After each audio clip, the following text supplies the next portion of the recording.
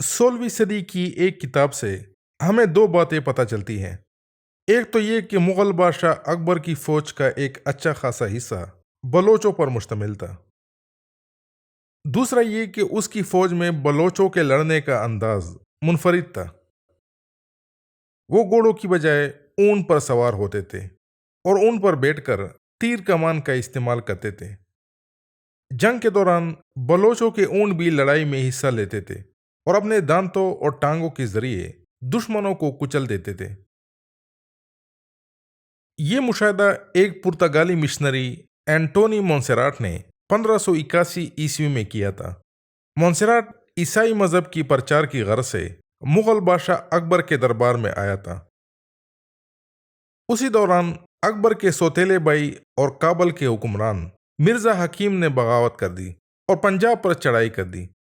जब अकबर और उसकी फौज मिर्जा हकीम से निपटने के लिए काबल की तरफ रवाना हुई तो मोंसेराट भी उस फौज के साथ शामिल हो गया और मंदरजा बाला मुशाहिदात अपनी किताब में दर्ज किए।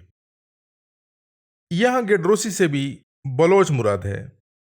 मोंसेराट ने यह नाम कदीम यूनानी तवारीख से लिया है, जिसमें मौजूदा मकरान इलाके को गेड्रोसिया कहा गया है।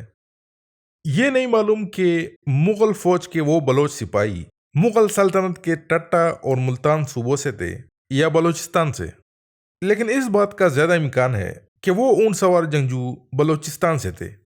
इस बात की तस्दीक मुगल बादशाह औरंगजेब के एक हम असर निकोलाई मानुकी से होती है, जिसने एक तवील अरसा तक मुगल फौज की मुलाजमत की।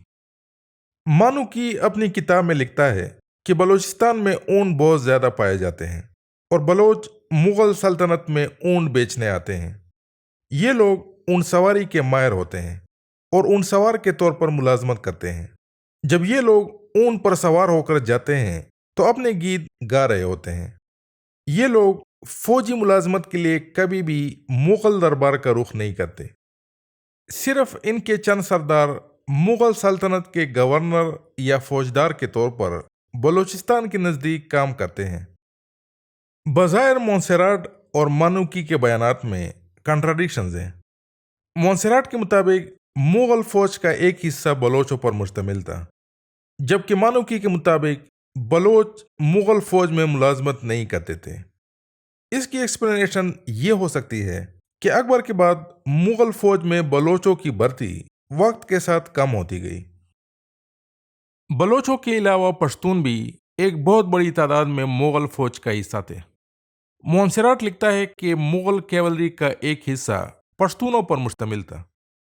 मोंसेराट ने यहाँ पश्तूनों के लिए दो नाम इस्तेमाल किए हैं, एक पठान और दूसरा अराकोजी।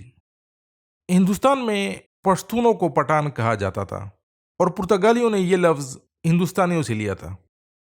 कदीम यूनानी तवारीख में अराकोजिया को एकमनिड एम्पायर का एक सूबा कहा गया है, जो कि मौजूदा जनूबी अफगानिस्तान और कोय सुलेमान के पहाड़ी सिलसिले पर मुश्तमिल था। ये इलाका ख़ास पश्तूनों से मुतालिक है और मोंसेराट ने यहाँ अराकोजी का लफ्ज़ ख़ास पश्तूनों के लिए इस्तेमाल किया है।